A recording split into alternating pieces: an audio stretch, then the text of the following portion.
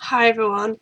So today's video is just going to be a kind of introduction about what is CFS or ME or fibromyalgia.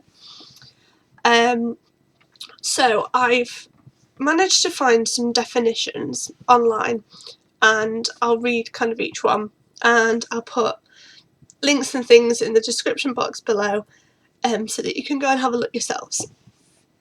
Okay, so the one that I found on patient.info states, I'm going to look into the side because I have it like on my computer screen, so I do apologise. Chronic fatigue syndrome /ME is a condition where you have long-term disabling tiredness, in brackets fatigue. Most people with chronic fatigue syndrome or ME also have one or more other symptoms such as muscular pains, joint pains, disturbed sleep patterns, poor concentration, headaches. The cause is not known. Treatments that may help in some cases, but not all, include a program of graded exercise therapy and cognitive behavioural therapy. I have CBT, and I'll do another video on that later to express my views. As you can tell by my face, I don't have very many positive ones. Anyway, let's carry on. So what is chronic fatigue syndrome /ME? Chronic fatigue syndrome is a condition that causes long-term tiredness, as I said, and other symptoms which are not caused by any other known medical condition. Seriously, to be diagnosed with CFS ME, the amount of tests that you need to have done is untrue. They test you for like anemia, diabetes, like they test your hormone levels, like every single thing that you can think of, they test. And I felt like a pincushion because they were taking my bloods over and over and over again to try and find out what was wrong. You know, it's bad when you're hoping that it's going to be an underactive thyroid. Anyway, so CFS stands for chronic fatigue syndrome. Chronic means persistent or long term. ME stands for myalgic encephalomyelitis. There we go. I think that's right. Myalgic means muscle pains or pains. Encephalomyelitis, yes, I did it! Means inflammation of the brain and spinal cord. So this is where things get a bit confusing because it's like, well, are they the same? Are they not?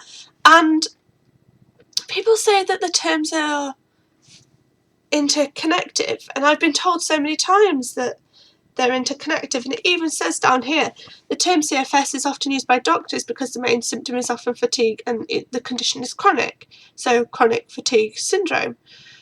And there is a disagreement on the presence of inflammation in the brain or the spinal cord, which is implied by the term encephalomyelitis. Oh, I didn't get it right that time, damn it. Because it's like, well, do I have an inflammation of my brain and spinal cord then? You know what I mean? It's like, well, if I have one, do I have the other? The terms are interlinking.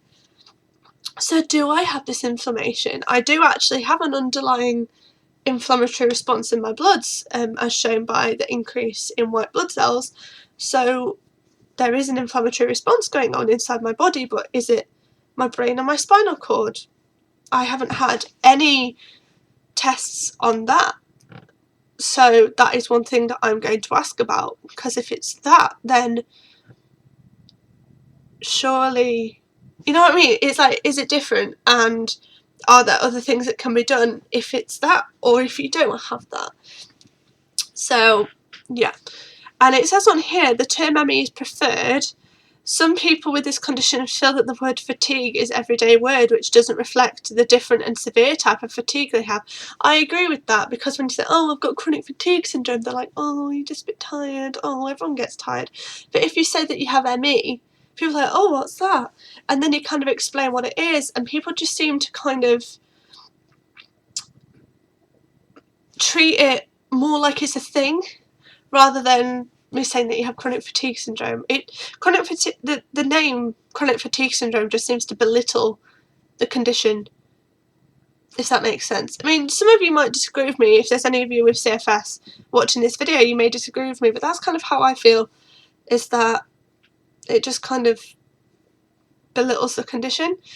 And I know that at work, when I mentioned the term ME, they were like, oh, but I thought you had CFS. It's like, it's the same thing. And then they're like, oh, right, oh, okay. And kind of like, and I was like, well, okay, so what was that reaction about? Anyway, so that is what is on that website. I'm going to do one which is about the diagnosis a bit further and who gets it and things like that in another video. This is... I'm just going to have to stop apologising for yawning because it's just going to happen. Nothing I can do about it. So this one is purely what it is. So this is on the ME Association, and this is what they have to say. It should be explained that there are a number of different names for what an illness of uncertain cause affecting many thousands of people. Currently, it is estimated that some 250,000 people in Britain are affected by this illness. That's a lot of people.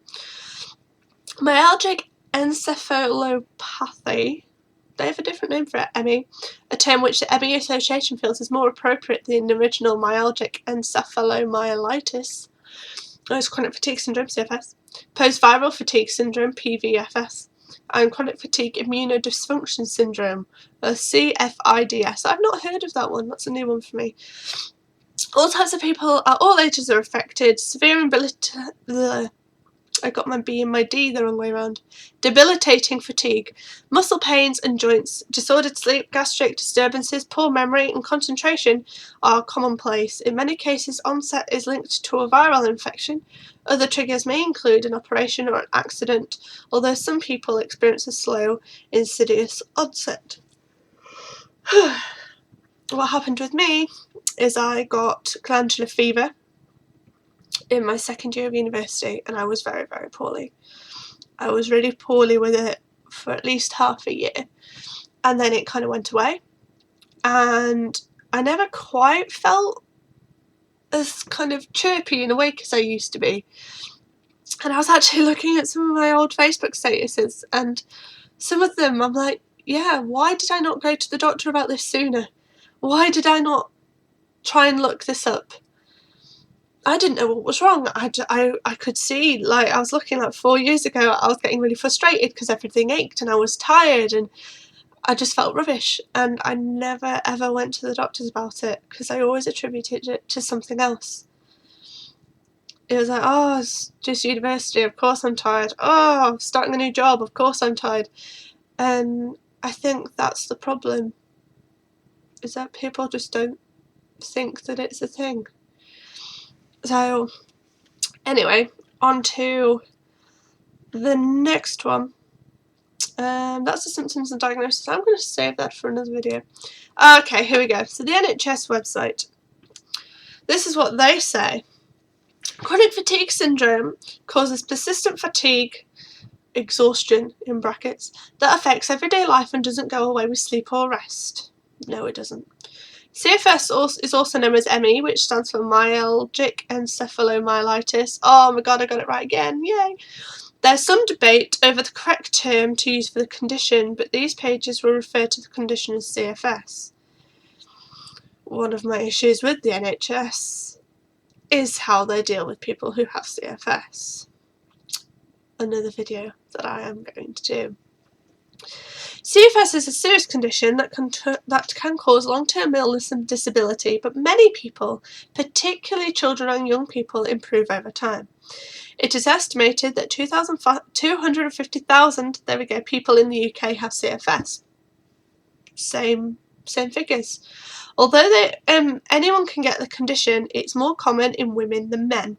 It usually develops when people are in their early 20s to mid-40s, but children can also be affected, usually between the ages of 13 and 15. Shame. I'm in my early 20s. I'm 23. So I'll save the next bit for another time, which is about how it affects your quality of life and stuff like that. Oh, here we go. So this is the National ME Centre and Centre for Fatigue Syndromes. This is another charity, I think. And this says, what is ME? What is CFS ME and what causes it? Chronic fatigue syndrome / myalgic encephalomyelitis. Yeah. Is primary a neurological illness, brain disorder, with variable involvement of other bodily systems, including muscles, liver, heart, endocrine, or lymphatic glands. Funny thing about the lymphatic glands, mine swell up really bad. These swell up. One's on the back of my head swell up. That was a new one. I freaked out. I did not know what was going on. I had one right at the back of my head, like here, and it swelled up and I couldn't move my head. Like, it really hurt, and I've never had that before, and it sucked. It really sucked. So clinically, it is a fluctuating disorder of energy. Symptoms commonly include prolonged recovery from any activity. Yeah, it does take a long time to recover from activities. I am very tired from work yesterday. Pain is common, especially in muscles and joints. Persistent dizziness and clumsiness may be disabling. Yes, tell me about it. Disturbances of brain function occur, e.g. memory, concentration, sequences of words and numbers, abnormalities of sensation, balance, vision, hearing, sleep rhythm, temperature, appetite, hormone production and response to stress. Other symptoms may include irritable bowel, emotional lability and mood fluctuations. Yeah, all of them. CFS ME can and does affect all age ranges, from the very young to the elderly. The peak age tends to be between 20 and 40, and the incidence seems higher amongst those in stressful occupations. It is known that female sufferers outnumbers males by 3 to 1. It typically occurs in a vulnerable individual, often at a time of stress, as a consequence of a viral or recurrent viral infection. These include polio, Coxsackie, and echoviruses. Secondary infection with another virus such as glandular fever, influenza, mumps, chickenpox, and severe stress or excessive exercise may increase the severity at onset. There you go. Exercise isn't always good for you. The consensus view is that the average duration of the illness is 4 years, and up to 20% of the sufferers fail to return to previous levels of functioning. The severity of this disorder varies, although some patients are disabled for years, which is a very sobering thought, because I got diagnosed in August. So if I have to suffer with this for up to 4 years, it's hard, because there are so many things that I want to do before I'm 30, and if I'm having to just deal with this illness for that length of time, I'm going to have to reevaluate what I'm going to do with my life, and that's quite scary. Anyway, let's see what else this says. This has a disease definition. The National ME Centre was set up originally to see fatigue syndromes of all types. It recognises the chronic fatigue syndrome as an umbrella diagnosis, and that the illness content varies from patient to patient. It includes a disorder designed myalgic encephalomyelitis. It recognises, therefore, the need to advise and recommend very individualised treatment packages. Interesting. Our concept is that chronic fatigue syndrome represents a profound disturbance of functioning of the nervous system and its connections with the immune system and endocrine system. Well, that makes sense. From what I've been trying to gather of this disorder, what I've come to the conclusion, kind of what I think, because there's still a lot of wishy-washy stuff around this disorder, is that it's what I think. It's a heightened state of immune response. So we all know that our body has an immune system and it helps us fight off illnesses, and what I think is that our immune system constantly thinks that we're poorly, and that's why we constantly feel like we have like flu or something, because our body thinks that we do. That's kind of the way I describe it to people, but that's kind of what I think. So yeah, so that's kind of the definitions that I found for what is CFS and ME. I hope you found this interesting, and I will see you later, and I'll do some more videos. Let me know what videos that you'd like me to do, and I'll see you guys later. Okay, bye.